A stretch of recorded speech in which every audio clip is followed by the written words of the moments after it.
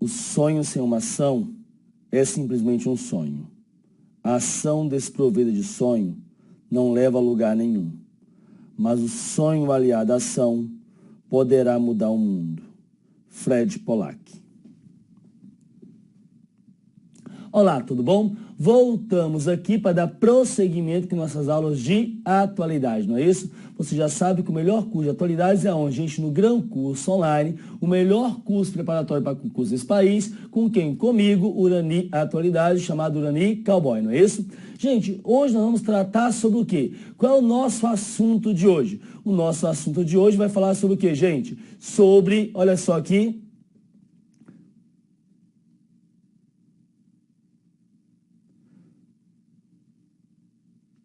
sobre formação econômica, social, cultural e territorial do Brasil.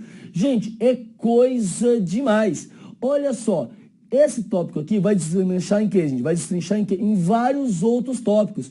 Olha só os outros tópicos que vai destrinchar isso aqui. Falar de formação territorial, econômica, cultural do Brasil, gente, é ter que falar de quê? Temos que falar de população, temos que falar de IDH, em desenvolvimento humano, falar de questão agrária, falar de cotas raciais e sociais, falar de dados do IBGE, falar de dados sobre o que, gente? Dados educacionais, falar da evolução econômica brasileira, falar de urbanização. E tem mais, falar de urbanização, gente, falar de quê?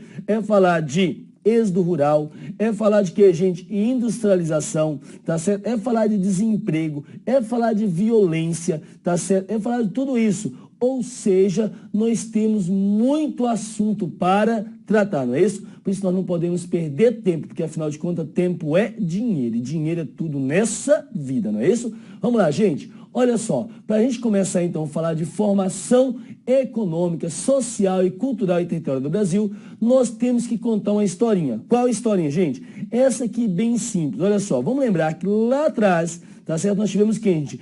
Portugal e Espanha se lançando ao mar, não é isso?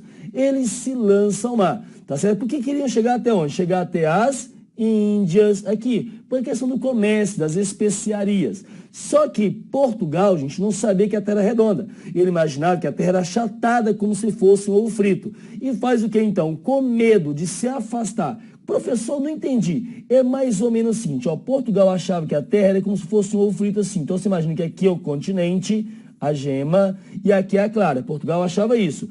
E que estava suspenso no firmamento. E que se você afastasse muito, você poderia cair aonde? No firmamento. É por isso que os navegantes vão sempre fazendo o quê? Seguindo a costa. Você está dando risada? Mas imagina o seguinte, prova que a Terra é redonda, sem os meios tecnológicos de hoje. Tá certo? Prova, quero ver. Tá certo? Eles viram que, gente, eles estavam vendo isso ali. Então eles procuravam navegar fazendo o quê? Circundando as costas até chegar onde? Na Índia. Essa era o que, gente? Portugal fazia. Já a Espanha, que imaginava que a Terra era redonda, afinal de contas a forma esférica era da forma perfeita, tenta chegar à Índia fazendo o quê? Dando volta ao mundo. E em 1492, vai chegar nas Antilhas, na ilha hoje, que hoje é o que, gente? O Haiti, o pezinho miserável que tinha Cristóvão Colombo, tá? E vai descobrir o quê? América.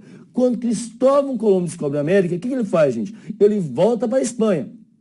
E vai acontecer o quê? A Espanha vai tentar dividir o mundo entre quem? Entre Portugal e Espanha, não é isso? E vai propor em 1493 um tratado para Portugal. Que tratado é esse, gente? É o chamado que Bula Intercoetera. O que falava esse tratado? Que até esse limite aqui seria de Portugal. Além desse limite seria de quem, gente? Seria da Espanha, no caso, não é isso? Portugal aceita? Não, Portugal não aceita. E por que Portugal não aceita, gente? Por uma coisa básica e simples, que Portugal já sabia que não pegava terras. Ele já sabia que não pegava terras. Por isso vai fazer em 1494 o quê? O Tratado de Tordesilhas, porque ele já sabia que pegava terras. Ou seja, turma, desde 1494, Portugal fazia o quê? Já sabia da existência dessa terra aqui. Essa é a verdade. Desde 1494, ele já sabia da existência dessa terra. Então, o que ele faz, gente? Ele não quer vir para cá. Ele quer chegar até onde? As Índias. E vai tentar chegar às Índias. Mas se dava mal. Sempre chegava aqui no chamado Cabo das Tormentas, as caravelas afundavam. Até que em 1498, com um navegador chamado Vasco da Gama, ele consegue fazer o quê? Transpor isso aqui e chegar até as Índias. O que ele traz de mercadoria? Paga em mais de 6 vezes, 10 vezes o custo da viagem. O que acontece? Portugal se anima. Vamos embora novamente para onde? Para as Índias. Com quem? Com Vasco da Gama? Não, Vasco da Gama já ficou de vice nessa história, recebeu o título de vice-rei da Índia, não é sacanagem, é verdade. E quem é que vai tomar a posição agora?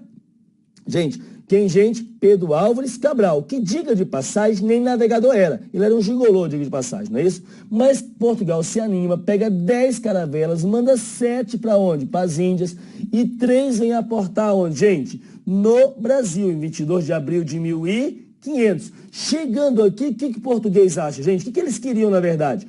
Ouro, prata, pedras preciosas. O que ele acha imediato? Gente, Índia pelada. E que Índia? Português gosta, gente? Não. Meia volta, vou ver, vamos parar onde, gente? Vamos parar nas Índias, no caso. O tanto que de 1500 a 1530, essas terras praticamente ficaram o quê? Abandonadas. Qual era a única coisa que interessava a Portugal aqui, gente? O pau-brasil. Por quê? Por causa que interessava a Portugal, que era madeira de lei. Não é isso, gente? Por causa da espessura, por causa que era o que, gente? Cor avermelhada. Então, interessava Portugal. Então, interessava só o quê? O pau-brasil. E vão explorar o pau-brasil aqui de 1500 a 1530 com a mão de obra o quê, gente? Escrava indígena aqui. A troca de adornos e tal, mas escrava indígena. Só tem um detalhe, qual? Em 1530, França e Inglaterra saem da Guerra dos 100 Anos, que na verdade, durou o quê? Durou 116, não é isso? Na verdade, durou 116. E França e Inglaterra falam o quê? Ô Portugal, ou Espanha, eu não quero nem saber desse tal de Tratado de Tordesilhas, tá certo? Ou seja, que divide o mundo em Portugal e Espanha. E mostra o testamento de Adão, que divide o mundo em Portugal e Espanha. Vai ser dono quem tiver o quê? Quem tiver ocupando. Aí tem um problema em Portugal, gente. Qual? Portugal tinha dinheiro para ocupar o Brasil? Não, Portugal não tinha dinheiro para ocupar o Brasil. O que acontece então, gente? Simplesmente baixa um espírito na coroa portuguesa e ela faz o quê? Ela vai fazer o seguinte, gente, vai lotear o Brasil. Isso, em capitanias hereditárias. Vai lotear o Brasil em capitanias hereditárias. São 13 capitanias, são 15 capitanias com 13 donatários. Ou seja, olha o que eu estou falando para vocês. Quem é que vai receber terra nesse país, gente? Simplesmente quem era amigo do rei. É isso mesmo. Quem era amigo do rei recebe o quê? Recebe terras, tá certo? Que são as capitanias hereditárias aqui. E depois faz o quê, gente? Vai simplesmente pegar essas capitanias hereditárias e dividir em sesmaria. Então nós temos o quê? Essa divisão aqui. Na verdade, quantas vão para frente? Somente 2. Pernambuco e São Vicente, que é atual São Paulo, não é isso? Então, essa é a formação inicial do Brasil. Agora, cá entre nós, eles vão começar a ocupar o Brasil, gente, utilizando que produção? O nosso primeiro produto econômico vai ser o quê? Depois, é lógico, óbvio, do pau-brasil, vai ser o quê, gente? Vai ser a cana-de-açúcar. E vai fazer a cana-de-açúcar, vai utilizar a cana-de-açúcar com o quê? Com mão de obra escrava. Com mão de obra escrava, o quê? Negra africana. Professor, calma lá. Mas como é que os negros vieram parar aqui? Tá, vamos contar uma historinha para você. É o seguinte, inicialmente, a mão de obra escrava era de quem? Era dos índios, tá certo? Só que aí a coroa portuguesa, ela começa a perceber que a escravidão do índio não dava lucro para ela. E não dava lucro por quê? Porque era muito fácil chegar aqui e fazer o quê? Capturar o índio e escravizar. Epa, tu ia ganhar com isso. Junto de conluio com a Igreja Católica na época, eles falam o quê? A Igreja Católica fala o quê? O índio, ele não pode ser escravizado, porque o índio é um ser humano, tá certo? Ele tem alma, ele só precisa ser o quê? Catequizado. É a história do bom selvagem. Vamos catequizar. Vão ser o quê, gente? Vão ser as companhias jesuítas, vão catequizar o índio, levar ele para o céu. Então ele não pode ser escravizado. Quem é que pode ser escravizado? Um negro africano, segundo a Igreja Católica da época. Por quê? Porque ele não tem alma, ele é animal. Era isso. O que acontece então? Fomenta-se guerra no continente africano, onde uma tribo captura a outra e faz o que, gente? E a perdedora vira escravo e é vendido como escravo. Detalhe, ao ser vendido como escravo, você paga imposto na hora que embarca lá e paga imposto o que, gente? Na hora que chega aqui. Então você paga imposto 2 vezes. Então com isso você tem o quê? Você tem pagando imposto e tem a escravidão de quem? Do negro africano. E o índio? Ainda tinha autorização para se capturar 8 índios por ano para cada fazendeiro. Ou seja, esses 8 não devia ter o quê? Não devia ter alma. Era mais ou menos essa história. Gente, e o negro africano era tratado como coisa, a pior coisa que você possa imaginar. Ele não tinha direito a nada. Ao ser preso, ao ser capturado pelos próprios negros africanos, diga de passagem, ele era vendido. Primeira coisa, separava-se as famílias. Esposa para um lado, pai para o outro, tá certo? Marido para o outro, filho para o outro. Era isso. Segundo, eles iam fazer o quê? Passar na tal árvore do esquecimento, onde eles faziam o quê? A gente dava a volta em torno das árvores. Isso mesmo, o homem tinha que dar o quê, gente? 20 voltas em torno das árvores. E a mulher, 10 voltas em torno da árvore. Para que isso? Para simplesmente esquecer tudo. Isso mesmo, ele era apenas uma coisa. Ele estava esquecendo o seu passado, estava desprendendo de todos os valores culturais e companhia e embarcando para ser uma coisa, uma mercadoria. Nem direito a ter um ser supremo, tá certo? Um Deus, ele tinha direito. Tanto que ele chega aqui, ele pode pedir socorro para quem? Para ninguém. Até porque a sua fé religiosa é recriminada pela própria Igreja Católica. É isso, vai ser o quê? Vai ser massacrado. Simplesmente o que, gente? Alijado do mundo aí. E mais ainda, você acha que vão deixar povos da mesma tribo junto? Não. É o que? É língua diferente, tudo diferente. Então chega aqui, vai ser coisa mesmo. E vai estar onde? Na produção de quê? Da cana de açúcar aqui. Então o negro está o quê? Ele está na base de quê, gente? Da pirâmide da produção brasileira, no caso aqui. Ou seja, na produção de quê? Da cana de açúcar. Então a sociedade do açúcar está o quê? Está aqui, ó. Tá assim, a aristocracia, senhor de engenho lá em cima, os homens livres, senhor de terra, senhor de engenho, carpinteiro, ferreiro e capataz aqui no meio. E embaixo estava quem, gente? Os escravos aqui. A produção de cana-de-açúcar vai muito bem, obrigado. Até o Brasil passar pelo quê? Pela chamada União Ibérica. Isso, quando Portugal passa a ser dominado por quem? Pelo rei da Espanha. Então, automaticamente, Brasil também. Qual detalhe, gente? Que a Espanha e a Holanda, os holandeses não estavam muito bem. E quem financiava a produção de cana-de-açúcar no Brasil era quem? Os holandeses, um grupo chamado de Flamengos, tá certo? Hoje os flamenguistas nem sabem a origem do nome Flamengos. Vem da Holanda, vem desse grupo holandês, tá? O que acontece? Os espanhóis expulsos os holandeses do Brasil, eles vão para nas Antilhas, lá eles produzem um açúcar de melhor qualidade e mais barato, manda para a Europa e quebra o quê? A produção canavieira no Brasil, não é isso? Mas a Espanha está preocupada com isso? Não, porque o interesse dela é o quê, gente? É outra coisa, é ouro e prata. Então, com isso, a gente passa a fazer o quê? A mudar a nossa economia. Nós vamos mudar para quê, gente, agora? Para o ciclo do ouro. Isso, vai ser o ciclo do ouro, que vai do século XVII ao século XVIII, não é isso? O ciclo do ouro vai ser feito por quem, gente? Pelos chamados bandeirantes. Hoje se questiona muito. Calma lá. Bandeirantes, eles foram heróis ou foram vilões? Eles foram heróis que desbravaram o país ou eles foram vilões que causaram o quê, gente? Um extermínio de índio nesse país. Porque se fala o seguinte, quando o Brasil foi colonizado, se tinha uma média aqui de 4 a 6 milhões de indígenas. Hoje, gente, não tem o quê? 500 mil. Olha o que foi feito com o índio nesse país. Mas os bandeirantes vão adentrar o país. Vamos lembrar que bandeirantes, gente, é o quê? É missão privada, atrás de ouro, de prata, pedras preciosas, captura de índios e captura de escravos, fujões, aqui no caso. Você tem as chamadas entradas, que eram o quê, gente? Que eram missões do próprio governo, apenas para quê, gente? Para prospecção, para procurar o quê? Procurar ouro, no caso, não é isso? Então nós temos o quê? Nós temos as bandeiras adentrando o território brasileiro, ultrapassando o Tratado de Tordesilhas. Ué, pode, gente? Ah, pode, porque agora está tudo sob domínio de quem? Domínio da Espanha, não é isso? Então vai fazer o quê? Vai começar a ampliar o nosso território, no caso. Vai começar a ampliar o nosso território.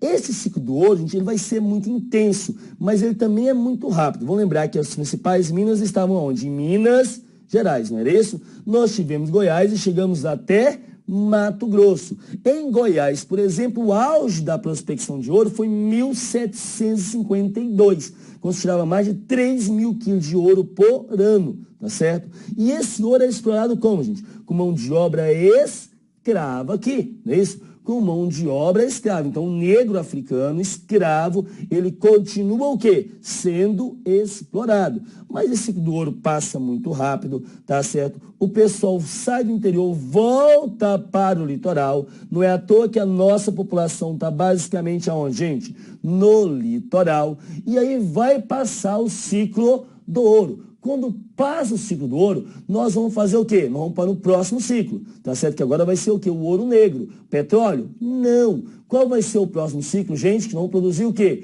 Vai ser o ciclo, vai de 1800 a 1930, que vai ser o ciclo do café, não é isso? Vai ser o ciclo do café. Inicialmente produzido por quem?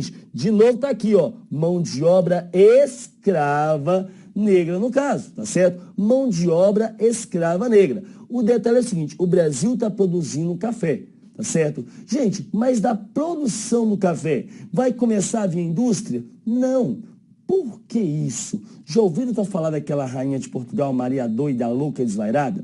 Pois é, o que ela faz, gente? Ela simplesmente manda acabar, arrebentar, destruir com toda o que, gente? Manufatura, que é a fase pré-indústria do Brasil.